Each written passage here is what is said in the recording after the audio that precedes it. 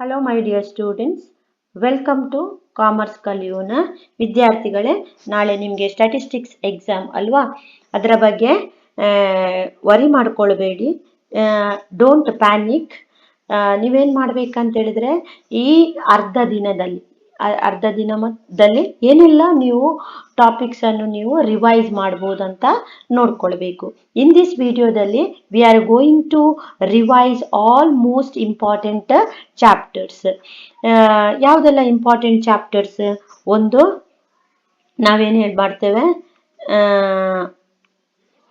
Vital statistics ಅನ್ನು ನೋಡ್ಕೊಳ್ಳೋಣ. Index number ಓದಲೇಬೇಕು ನೀವು. ಮತ್ತೆ ಟೈಮ್ ಸೀರೀಸ್ ಓದಲೇಬೇಕು, ಅದು ಈಸಿ ಉಂಟು ಮಕ್ಕಳೇ. ಇಂಟ್ರಪೊಲ್ಯೂಷನ್ ಆ್ಯಂಡ್ ಎಕ್ಸ್ಟ್ರಪೊಲ್ಯೂಷನ್ ಪ್ರಾಬ್ಲಮ್ ಓದಬೇಕು. ದೆನ್ ಆಪರೇಷನ್ ರಿಸರ್ಚ್ ಪ್ರಾಬ್ಲಮ್ ಅನ್ನು ಓದಲೇಬೇಕು. ಇಲ್ಲಿ ಏನಾಗ್ತದೆ ಅಂತ ಹೇಳಿದ್ರೆ, only repeated 5 and 10 marks questions ಬರುವಂಥದ್ದು. If you are concentrate this video fully, you can score 7+ ಅಥವಾ 80 out of 80 ಫುಲ್ ಆಗಿ ನಿಮಗೆ ಏನು ಮಾಡ್ಬೋದು, ಸ್ಕೋರ್ ಮಾಡ್ಬೋದು. ಹಾಗಾದರೆ ತಡೆ ಯಾಕೆ ಮಕ್ಕಳೇ, let start vital statistics. Vital statistics ಅಲ್ಲಿ ನಿಮಗೆ ನೋಡಿ, ಇಲ್ಲಿ ಒಂದು 10 marks ಕ್ವಶನ್ ಬಂದೇ ಬರ್ತದೆ ಅಲ್ವಾ? ಹಾಗೆ ಏನು ಹೇಳಿದ್ದಾರೆ ಇಲ್ಲಿ, 1 marks ಕ್ವಶನ್ 2 ಬರ್ತದೆ. ಅರ್ಥ ಆಯ್ತಾ? 1 marks ಕ್ವಶನ್ 2 ಬರ್ತದೆ. 5 marksಗೆ ಅಥವಾ 10 marksಗೆ ಯಾವುದನ್ನು ಕೇಳ್ಬೋದಂತ ನಿಮಗೆ ಇರ್ಬೋದು. 10 marksಗೆ ಸ್ಟ್ಯಾಂಡರ್ಡೈಸ್ಡ್ ಡೆತ್ ರೇಟ್ ಅದೊಂದು ಪ್ರಾಬ್ಲಮ್ ಉಂಟಲ್ಲ, ಆ ಪ್ರಾಬ್ಲಮ್ಸ್ ಬಂದೇ ಬರ್ತದೆ. ಪಾಪ್ಯುಲೇಷನ್ ಎ, ಪಾಪ್ಯುಲೇಷನ್ 2 ಅಂತ ಅದೊಂದು ಪ್ರಾಬ್ಲಮ್ ಉಂಟಲ್ಲ, ಅದನ್ನು ನೋಡ್ಕೊಳ್ಳಿ. ಆದರೆ ಸ್ಟ್ಯಾಂಡರ್ಡೈಸ್ಡ್ ಡೆತ್ ರೇಟ್ ಅದು 10 ಮಾರ್ಕಿಗೆ ಪಕ್ಕಾ ಬರುವಂತಹ ಕ್ವಶನ್. ಈ ಸ್ಟ್ಯಾಂಡರ್ಡೈಸ್ಡ್ ಡೆತ್ ರೇಟ್ ಹೇಗೆ ಮಾಡುವಂಥದ್ದು, ಅದರ ಸ್ಟೆಪ್ಸ್ ನೀವು ಫಾಲೋ ಮಾಡಲೇಬೇಕು ಮಕ್ಕಳೇ. ಏನಂತ ಹೇಳಿದ್ರೆ, ಫಸ್ಟ್ ಏನು ಮಾಡಬೇಕು, ಸ್ಪೆಸಿಫಿಕ್ ಡೆತ್ ರೇಟ್ ಅನ್ನು ಬರೆಯುವಂಥ find the age specific death rate ಮಾಡ್ತೇವೆ ಅಲ್ವಾ? ಆನಂತರ ಎಂತ ಮಾಡ್ತೇವೆ, ಮಲ್ಟಿಪ್ಲೈ ವಿತ್ ಸ್ಟ್ಯಾಂಡರ್ಡ್ ಪಾಪ್ಯುಲೇಷನ್. ಆನಂತರ ಏನು ಮಾಡ್ತೇವೆ, divided by total standard population ಅಲ್ವಾ? ಈ ರೀತಿಯಾಗಿ ನಾವು ಅದನ್ನು ಮಾಡುವಂಥದ್ದು. ಅದು 10 ಮಾರ್ಕ್ಸಿಗೆ ಪಕ್ಕಾ ಬರುವಂಥ ಕ್ವಶನ್. ಅದನ್ನು ನೀವು ಇವತ್ತು ನೋಡಲೇಬೇಕು ಆ ಪ್ರಾಬ್ಲಮ್ ಅನ್ನು. ಹಾಗೆ ಅದರ ಒಟ್ಟಿಗೆ crude birth rate, crude death rate, ಆ ಕ್ವಶನ್ಸ್ ಅನ್ನು ಕೂಡ ನೀವು ನೋಡಬೇಕು. ಬರ್ತ್ ರೇಟ್ ಅಂತ ಹೇಳಿದ್ರೆ ಏನು, live birth in divided by population into 1000. ಹೆಚ್ಚಿನ ವಿದ್ಯಾರ್ಥಿಗಳು ಬೈ ಮಿಸ್ಟೇಕ್ ಆಗಿ 100 ಅಂತ ಮಾಡ್ತಾರೆ. 100 ಅಲ್ಲ, ಅದು ಪರ್ಸೆಂಟೇಜಿಗೆ ಮಾತ್ರ ನೀವು 100 ಮಾಡುವಂಥದ್ದು. ಪಾಪ್ಯುಲೇಷನ್ ಅಂತ ಆದರೆ ನೀವೇನು ಮಾಡಬೇಕು, 1000 ಅಂತ ಮಾಡಬೇಕು. ಬರ್ತ್ CBR ಅಲ್ಲಿ ಹೇಳಿದ್ದಾರೆ, ಕ್ರೂಡ್ ಬರ್ತ್ ರೇಟ್ ಅಂತ ಹೇಳುವಾಗ, ಆಗ ನೀವು ಬರ್ತ್ ಅನ್ನು ಮಾತ್ರ ಕನ್ಸಿಡರ್ ಮಾಡಬೇಕು. Birth divided by total population into 1000. Crude death rate ಅಂತ ಹೇಳಿದ್ರೇನು, ಡೆತ್ ಅನ್ನು ನೀವು ಕನ್ಸಿಡರ್ ಮಾಡಬೇಕು. Death divided by population into 1000. ಹಾಗೆ ಇನ್ಫೆಂಟ್ ಮಾರ್ಟಾಲಿಟಿ ರೇಟ್ ಅಂತ ಇರ್ತದೆ, IMR. ಅಲ್ಲಿ ಏನು ಬರ್ತೇವೆ, infant death divided by live birth into 1000. ನೆನ್ಪಿಟ್ಕೊಳ್ಳಿ ಮಕ್ಕಳೇ, 1000 ಮಲ್ಟಿಪ್ಲೈ ಮಾಡೋದನ್ನು ಯಾವತ್ತೂ ಮರಿಬೇಡಿ. ಹೆಚ್ಚಿನ ವಿದ್ಯಾರ್ಥಿಗಳು ಅದನ್ನು ಮರೀತಾರೆ, ಆಗೇನಾಗ್ತದೆ, ಪ್ರಾಬ್ಲಮ್ ರಾಂಗ್ ಆಗ್ತದೆ. ಸೊ ಇಲ್ಲೇನು ಓದ್ಕೊಳ್ಬೇಕು, ನಾನು ಹೇಳಿದೆ SDR ಮತ್ತು CBR, CDR, ಆ ಪ್ರಾಬ್ಲಮ್ ಅನ್ನು ಸ್ಕಿಪ್ ಮಾಡಲಿಕ್ಕೆ ಇಲ್ಲ, ಅದನ್ನು ಓದಲೇಬೇಕು ನೀವು. ಆಯ್ತಾ? ನೆಕ್ಸ್ಟ್ ನಾವು ನೋಡುವಂಥದ್ದು ಟೈಮ್ ಸೀರೀಸಿಗೆ ಹೋಗುವ. ಟೈಮ್ ಸೀರೀಸ್ ಅಲ್ಲಿ ನೀವು ನೋಡ್ಬೇಕಂತದ್ದು ಮೂವಿಂಗ್ ಅವರೇಜ್ ಮೆಥಡ್ ಪ್ರಾಬ್ಲಮ್. ಅರ್ಥ ಆಯ್ತಾ? ಅದು ನಿಮಗೆ 5 ಮಾರ್ಕ್ಸಿಗೆ ಕೇಳ್ತಾರೆ.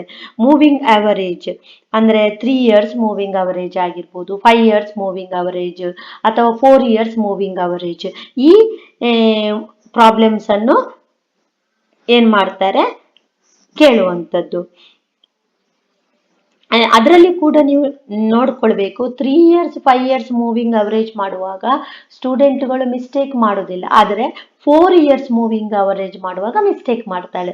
ಯಾಕೆ ಅಂತ ಹೇಳಿದ್ರೆ, ಮೂವಿಂಗ್ ಅವರೇಜ್ ಮೆಥಡಲ್ಲಿ 3 ವರ್ಷದಂತ ನಾವು ತಿಳ್ಕೊಳ್ಳುವ. ಈಗ 3 years ಮೂವಿಂಗ್ ಅವರೇಜ್ ಅಂತ, ಆಗ ನೀವೇನು ಮಾಡ್ತೀರಿ, 3 years ಅನ್ನು ತಕೊಳ್ಬೇಕು, 3 ಇಯರ್ಸ್ ಅನ್ನು ತಕೊಳ್ಬೇಕು.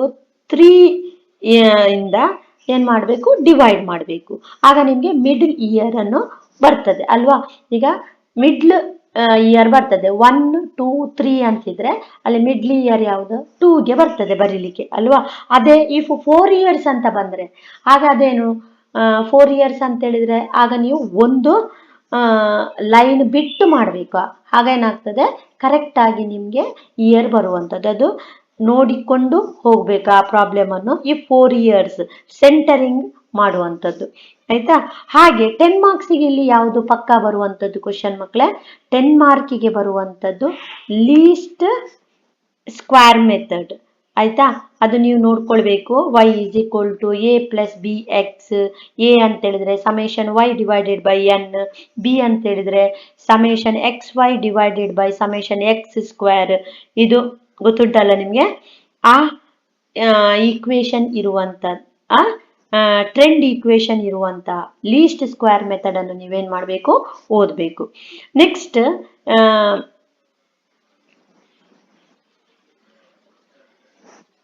ನೆಕ್ಸ್ಟ್ ನಾವು ನೋಡುವಂಥದ್ದು ಇಂಡೆಕ್ಸ್ ನಂಬರ್. ಇಂಡೆಕ್ಸ್ ನಂಬರ್ ಅಲ್ಲಿ ನೀವು ಯಾವುದು ಓದಲೇಬೇಕು ಅಂತ ಗೊತ್ತಿರಬೇಕು. ಇಂಡೆಕ್ಸ್ ನಂಬರ್ ಅಲ್ಲಿ 5 ಮಾರ್ಕ್ಸಿಗೆ ಯಾವ್ದು ಕೇಳ್ತಾರೆ, ಕನ್ಸ್ಯೂಮರ್ ಪ್ರೈಸ್ ಇಂಡೆಕ್ಸ್ ನಂಬರ್ ಕೇಳ್ಬೋದು, CPI ಅಲ್ವಾ. ಅಥವಾ ಕೇಲಿಸ್ ಇಂಡೆಕ್ಸ್ ನಂಬರ್ ಕೇಳ್ಬೋದು, ಇಂಡೆಕ್ಸ್ ನಂಬರ್ ಆಯ್ತಾ. ಇದು 5 ಮಾರ್ಕ್ಸಿಗೆ ನಿಮ್ಗೆ ಕೇಳ್ತಾರೆ. ಹಾಗೆ ಕನ್ಸ್ಯೂಮರ್ ಇಂಡೆಕ್ಸ್ ನಂಬರ್ ಮಾಡುವಾಗ ಕೂಡ ಹಾಗೆ 2 ಟೈಪ್ನ ಕನ್ಸ್ಯೂಮರ್ ಪ್ರೈಸ್ ಇಂಡೆಕ್ಸ್ ನಂಬರ್ ಕೇಳ್ತಾರೆ ಅಲ್ವಾ. ಒಂದು ಏನ್ ಮಾಡ್ತಾರೆ, ಎಕ್ಸ್ಪೆಂಡಿಚರ್ ಮೆಥಡ್ ಅಲ್ಲಿ ಕೇಳಿರ್ತಾರೆ ಅಲ್ವಾ, ವೆಯ್ಟ್ ಎಕ್ಸ್ಪೆಂಡಿಚರ್. ಹಾಗಿರುವಾಗ ನೀವೇನ್ ಮಾಡಬೇಕು, ಮಲ್ಟಿಪ್ಲೈ ವಿತ್ ವೆಯ್ಟ್ ಇಂಟು ಮಾಡುವಂಥದ್ದು ಅಲ್ವಾ. ಹಾಗೆ ಲಾಸ್ಪರ್ಸ್ ಪ್ರೈಸ್ ಇಂಡೆಕ್ಸ್ ನಂಬರ್ ಉಂಟಲ್ಲ ಅದನ್ನು ಕೂಡ ಓದ್ಕೊಳ್ಬೇಕು. Laspeyres price index number, Fisher's price index number, ಅದೆಲ್ಲ ಆಲ್ರೆಡಿ ನಾನು ಒಂದು ವಿಡಿಯೋ ಮಾಡಿದ್ದೇನೆ. ನಿಮ್ಗೆ ಏನಾದ್ರು ಡೌಟ್ ಇದ್ರೆ ಅದನ್ನು ನೋಡಿ, ಪ್ಲೇ ಲಿಸ್ಟ್ ಅಲ್ಲಿ ಉಂಟು ಆಯ್ತಾ. ಲಾಸ್ಪರ್ಸ್, ಫಿಶರ್ಸ್ ಮತ್ತೆ ಪ್ಯಾಶ್ಚರ್ಸ್ ಅದನ್ನೆಲ್ಲ ಪ್ರೈಸ್ ಇಂಡೆಕ್ಸ್ ನಂಬರ್ ಆ ಪ್ರಾಬ್ಲಮ್ ಅನ್ನು ನೀವು ನೋಡ್ಕೊಳ್ಬೇಕು. ಅಲ್ಲಿ 10 ಮಾರ್ಕ್ಸಿಗೆ ಯಾವುದು ಕೇಳಬಹುದು, ಫ್ಯಾಕ್ಟರ್ಸ್,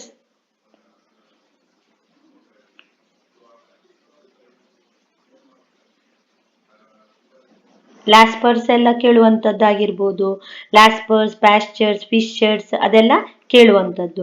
ಹಾಗೆ ಟೈಮ್ ರಿವರ್ಸಲ್ ಟೆಸ್ಟ್ ಕೇಳ್ಬೋದು, ಅಥವಾ ಫ್ಯಾಕ್ಟರ್ ರಿವರ್ಸಲ್ ಟೆಸ್ಟ್ ಕೇಳ್ಬೋದು 10 ಮಾರ್ಕ್ಸಿಗೆ. ಅದನ್ನು ನೀವು ಕಲ್ತ್ಕೊಂಡು ಹೋಗುವಂಥದ್ದು. ಅರ್ಥ ಆಯ್ತಾ. That is very important chapter. ನೀವು ಅದನ್ನು ಕಲ್ತಿರ್ತೀರಿ, ಅದು ಈಸಿ ಉಂಟು. Vital statistics, index number, time series ಅದೆಲ್ಲ ವೆರಿ ಇಂಪಾರ್ಟೆಂಟ್ ಚಾಪ್ಟರ್ಸ್. ಹಾಗೆ ಲಾಸ್ಟ್ ನೀವು ಏನು ಮಾಡ್ತೀರಿ, ಆಪರೇಷನ್ ರಿಸರ್ಚ್ ಅಲ್ಲಿ LPP ಕ್ವಶನ್ ಡೆಫಿನೆಟ್ ಬರುವಂತಹ ಕ್ವಶನ್, ಫಿಕ್ಸ್ಡ್ ಕ್ವಶನ್, ಅದನ್ನು ಸರಿಯಾಗಿ ಕಲಿಯಿರಿ ಮಕ್ಕಳೇ. LPP ಕ್ವಶನ್ಸ್ ಅನ್ನು ತುಂಬಾ ಈಸಿ ಉಂಟದು. ಅದನ್ನು LPP ಆಪರೇಷನ್ ರಿಸರ್ಚ್ ಅಲ್ಲಿ ಕೇಳ್ತಾರೆ ನೋಡಿ. ಅಲ್ಲಿ 5 ಮಾರ್ಕ್ಸಿಗೆ ಎಷ್ಟು ಕ್ವಶನ್ ಕೇಳ್ತಾರೆ, 3 ಕ್ವಶನ್ಸ್ ಕೇಳ್ತಾರೆ. ಹಾಗೆ 2 ಮಾರ್ಕ್ಸಿಗೆ ಒಂದು ಕ್ವಶನ್ ಕೇಳ್ತಾರೆ. ಹಾಗೆ 1 ಮಾರ್ಕ್ಸ್ ಇದ್ದು 3 ಕ್ವಶನ್ ಕೇಳ್ತಾರೆ ಅಲ್ವಾ.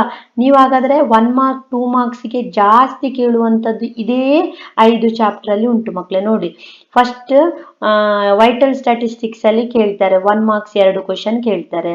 ಹಾಗಾದ್ರೆ ಆ ಚಾಪ್ಟರ್ ಅನ್ನು ಓದ್ಲೇಬೇಕು. ನೆಕ್ಸ್ಟ್ 1 ಮಾರ್ಕ್ಸ್ಗೆ ಕೇಳುವಂಥದ್ದು ಆಪರೇಷನ್ ರಿಸರ್ಚ್ ಅಲ್ಲಿ ಕೇಳ್ತಾರೆ. ಹಾಗೆ 2 ಮಾರ್ಕ್ಸ್ ಕೇಳ್ತಾರೆ, 5 ಮಾರ್ಕ್ಸ್ಗೆ 3 ಕ್ವಶನ್ ಕೇಳ್ತಾರೆ ಅಲ್ವಾ. ನೆಕ್ಸ್ಟ್ ಏನ್ ಮಾಡ್ತಾರೆ, ಇಂಡೆಕ್ಸ್ ನಂಬರ್ ಅಲ್ಲಿ ನೋಡ್ಕೊಳ್ಳಿ ಮಕ್ಕಳೇ. ಇಂಡೆಕ್ಸ್ ನಂಬರ್ ಅಲ್ಲಿ 2 ಮಾರ್ಕ್ಸಿಗೆ 1 ಮಾರ್ಕ್ಸ್ಗೆ 2 ಕ್ವಶನ್ ಕೇಳ್ತಾರೆ, ಇನ್ನೊಂದು 5 ಮಾರ್ಕ್ಸಿಗೆ ಒಂದು ಕ್ವಶನ್ ಕೇಳ್ತಾರೆ. ಅಂದ್ರೆ ಯಾವುದು CPI ಆಗಿರ್ಬೋದು, ಅಥವಾ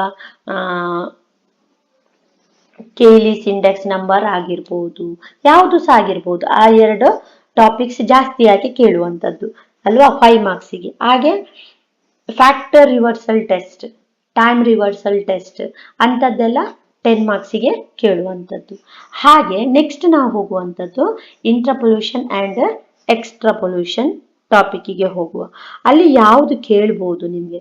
ಇಂಟ್ರಪೊಲ್ಯೂಷನ್ ಎಕ್ಸ್ಟ್ರಾಪೊಲ್ಯೂಷನ್ ಅಲ್ಲಿ 5 ಮಾರ್ಕ್ಸಿಗೆ ಡೆಫಿನೆಟ್ ಆಗಿ ಒಂದು ಕ್ವಶನ್ ಕೇಳ್ತಾರೆ. 1 ಮಾರ್ಕ್ಸಿಗೆ ಇಲ್ಲ ನೋಡಿ, 2 ಮಾರ್ಕ್ಸಿಗೆ ಒಂದು ಕ್ವಶನ್ ಕೇಳ್ತಾರೆ. ಆಯ್ತಾ? ಅದು ವೆರಿ ಈಸಿ ಉಂಟು ಮಕ್ಕಳೇ. ಒಂದು ಈಕ್ವೇಶನ್ಸ್ ಅನ್ನು ಹಾಕಿದ್ರೆ ಆಯ್ತು. ಇಂಟ್ರಪೊಲ್ಯೂಷನ್ ಎಕ್ಸ್ಟ್ರಾಪೊಲ್ಯೂಷನ್ ಅದು ಕೂಡ ಪ್ರಾಬ್ಲಮ್ ಮಾಡಿದ್ದೇನೆ ನಾನು, ನೋಡ್ಕೊಳ್ಳಿ. ಅದು ಆ ಪ್ರಾಬ್ಲಮ್ಸ್ ಅನ್ನು ಜಾಸ್ತಿಯಾಗಿ ಕೇಳುವಂಥದ್ದು. ನೆಕ್ಸ್ಟ್ ಇಲ್ಲೇ ನೋಡಿ ನಿಮಗೆ ಸ್ಕೋರ್ ಮಾಡಬಹುದು. Next theoretical distribution. ಕೆಲವರಿಗೆ ಮ್ಯಾಥ್ಸ್ ತುಂಬಾ ಕಷ್ಟ ಅಂತ ಇರ್ತದೆ, ಅಂತವ್ರು ಏನ್ ಮಾಡ್ತಾರೆ, ಅದನ್ನು ಟಚ್ ಮಾಡ್ಬೇಕಂತ ಇಲ್ಲ. ನಿಮ್ಗೆ ಇಲ್ಲಿ ಚಾಯ್ಸ್ ಕೊಟ್ಟಿರ್ತಾರೆ ಮಕ್ಕಳೇ, ಅದರಿಂದಾಗಿ ಆ ಟಾಪಿಕ್ ಅನ್ನು ನೀವು ಥಿಯರಿಟಿಕಲ್ ಡಿಸ್ಟ್ರಿಬ್ಯೂಷನ್ ಕಷ್ಟ ಆಗ್ತದೆ ಅಂತ ಇದ್ರೆ ಅಲ್ಲಿ ಬಿಡಬಹುದು. ಹಾಗೆ ಸ್ಟ್ಯಾಟಿಸ್ಟಿಕಲ್ ಇಂಟರ್ಫಿಯರೆನ್ಸ್ ಅಲ್ಲಿ ಕೂಡ 5 ಮಾರ್ಕ್ಸ್ 2 ಕ್ವಶನ್ ಕೇಳ್ತಾರೆ. ನಿಮ್ಗೆ ಅಲ್ಲಿ ಎಷ್ಟು ಕ್ವಶನ್ ಬರಬೇಕು? 5 ಮಾರ್ಕ್ಸ್ ಇದ್ದು 6 ಕ್ವಶನ್ ಮಾಡ್ತಾರೆ. ಹಾಗಾದ್ರೆ ಇಲ್ಲಿ ಇಂಡೆಕ್ಸ್ ನಂಬರ್ ಇಂದ ಒಂದು ಕ್ವಶನ್, ಇಂಟ್ರಪೊಲ್ಯೂಷನ್ ಎಕ್ಸ್ಟ್ರಾಪೊಲ್ಯೂಷನ್ ಇಂದ ಒಂದು ಕ್ವಶನ್, ಆಪರೇಷನ್ ರಿಸರ್ಚ್ ಇಂದ 3 ಕ್ವಶನ್ ಬರ್ತದೆ. ಆಯ್ತಾ? Operation research 3, 4, 5. ಒಂದು ನೀವು ಥಿಯರಿಟಿಕಲ್ ಡಿಸ್ಟ್ರಿಬ್ಯೂಷನ್ ಅಲ್ಲಿ ಅಥವಾ ಸ್ಟ್ಯಾಟಿಸ್ಟಿಕಲ್ ಇಂಟರ್ಫಿಯರೆನ್ಸ್ ಅಲ್ಲಿ ಅಥವಾ ಸ್ಟ್ಯಾಟಿಸ್ಟಿಕಲ್ ಕ್ವಾಲಿಟಿ ಕಂಟ್ರೋಲ್ ಅಲ್ಲಿ ಆ ಪಾರ್ಟ್ ಅಲ್ಲಿ ನೀವೇನ್ ಮಾಡ್ಬೋದು, ಒಂದು ಕ್ವಶನ್ಸ್ ಅನ್ನು ನೀವು ತರೋ ಮಾಡ್ಕೊಳ್ಳಿ. ಅದು ಕೂಡ ರಿಪೀಟೆಡ್ ಆಗಿ ಬರುವಂತ ಕ್ವಶನ್ ಬರ್ತದೆ ಮಕ್ಕಳೇ, ಅದನ್ನ ನೀವು ನೋಡ್ಕೊಳ್ಳಿ. ಆಯ್ತಾ? ಬಟ್ ಯಾವುದೆಲ್ಲ ನೀವು ಓದ್ಕೊಳ್ಬೇಕು? ಇಂಡೆಕ್ಸ್ ನಂಬರ್, ಇಂಟ್ರಪೊಲ್ಯೂಷನ್ ಎಕ್ಸ್ಟ್ರಾಪೊಲ್ಯೂಷನ್ 5 ಮಾರ್ಕ್ಸ್ ಇದ್ದು ಓದ್ಬೇಕು. ಅಂಡ್ ಆಪರೇಷನ್ ರಿಸರ್ಚ್ ಇದ್ದು ಎಲ್ಲಾ ಕ್ವಶನ್ಸ್ ಓದಿ. ಅಲ್ಲಿ 3 ಕ್ವಶನ್ 5 ಮಾರ್ಕ್ಸ್ಗೆ ಪಕ್ಕ ಬರ್ತದೆ. ಅದರಲ್ಲೂ ಕೂಡ LPP ಕ್ವಶನ್ ಉಂಟಲ್ಲ, ನೀವೇನ್ ಮಾಡ್ಬೇಕು? ಓದ್ಲೇಬೇಕು. ಆಯ್ತಾ? ಇಲ್ಲಿಗೆ ಎಷ್ಟಾಯ್ತು ನಿಮ್ಗೆ? 6 ಕ್ವಶನ್ ಆಯ್ತು ಮಕ್ಳೇ. ಆಯ್ತಾ? ಹಾಗೆ ಏನು ವರಿ ಮಾಡ್ಕೊಳ್ಬೇಕಂತಿಲ್ಲ, ನೀವು ಈಸಿಯಾಗಿ ನಿಮ್ಗೆ ಏನ್ ಅಲ್ಲಿ ಸಿಗುವಂಥದ್ದು ಅಲ್ವಾ? ಹಾಗೆ ಯಾವುದೇ ಟೆನ್ಷನ್ ಇಲ್ಲದೆ ನಾಳೆ ಎಕ್ಸಾಮ್ ಅನ್ನು ನೀವು ಈಸಿಯಾಗಿ ಮಾಡಿ ಮಕ್ಕಳೇ. ಎಕ್ಸಾಮ್ ಈಸಿ ಬರ್ತದೆ, ಯಾವುದೇ ಕಷ್ಟ ಕೇಳುವುದಿಲ್ಲ. ಅಂದ್ರೆ ಇಷ್ಟರವರೆಗೆ ಹಾಗೆ ನೀವೇನ್ ಮಾಡಬೇಕು? ಮೋಡಲ್ ಕ್ವಶನ್ ಪೇಪರ್ ಕೊಟ್ಟಿದಾರಲ್ಲ, ಆ ಮೋಡಲ್ ಕ್ವಶನ್ ಪೇಪರ್ ಅನ್ನು ನೀವು ಫುಲ್ ಆಗಿ ಒಂದ್ಸಲ ನೋಡ್ಕೊಳ್ಳಿ. 1 mark 2 mark match the following, 5 ಮಾರ್ಕ್ಸಿಗೆ ಏನ್ ಕೊಟ್ಟಿದ್ದಾರೆ, 10 ಮಾರ್ಕ್ಸಿಗೆ ಕೊಟ್ಟಿದ್ದಾರೆ ಏನು, 3 ಮೋಡಲ್ ಕ್ವಶನ್ ಪೇಪರ್ ಹಾಕಿದ್ದಾರೆ. ಹಾಗೆ 2 ಪ್ರಿಪ್ರೇಟರಿ ಮಾಡಿದ್ದಾರೆ ಅಲ್ವಾ? ಈ 2 ಪ್ರಿಪ್ರೇಟರಿಯನ್ನು ನೀವು ಮಿಸ್ ಮಾಡಲೇಬಾರ್ದು, ಅದನ್ನು ಓದ್ಕೊಂಡು ಹೋಗ್ಲೇಬೇಕು. ಈ 5 ಪೇಪರ್ ಅನ್ನು ಓದಿದ್ರೆ ನೀವೇನ್ ಮಾಡ್ಬೋದು?